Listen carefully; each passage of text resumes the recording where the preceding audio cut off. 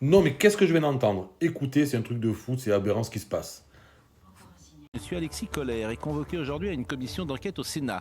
Il a décidé qu'il ne viendrait pas. Alexis Kohler devait répondre à des questions après une rencontre organisée à l'Élysée entre les dirigeants de la société Nestlé et le secrétaire général qu'il est. Ce rendez-vous actait un plan de transformation du groupe Nestlé. Le président de la commission a le pouvoir de requérir la force publique pour l'amener devant la commission. Usera-t-il de ce droit ? Selon une ordonnance du 17 novembre 1958, toute personne dont une commission d'enquête a jugé l'audition utile doit se présenter.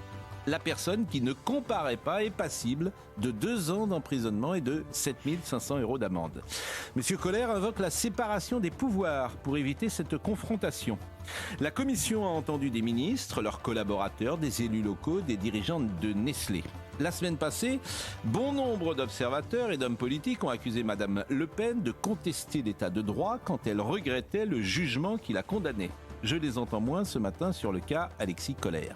Que le principal collaborateur du président de la République depuis 2017 refuse de comparaître devant une commission d'enquête en dit long sur le sentiment d'impunité qui l'anime. Il avait décliné déjà une convocation de l'Assemblée nationale qui l'avait invité à expliquer le dérapage budgétaire. Il y a quelque chose que je n'arrive pas à comprendre. Comment cette personne, qui est proche d'Emmanuel Macron, refuse de se rendre à une commission d'enquête le concernant? Comment se fait-il qu'aujourd'hui, des gens se sentent au-dessus des lois?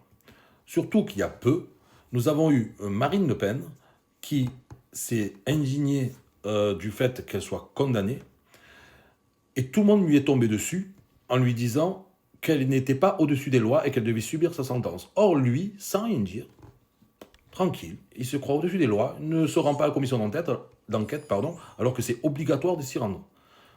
Il fait la même chose, il se croit au-dessus des lois. Alors là, et par contre, je ne vois pas le gouvernement intervenir. Hein. Personne. Silence radio. Nous aurait-on un gouvernement à 2 vitesses? Une indignation à géométrie variable, peut-être? À voir.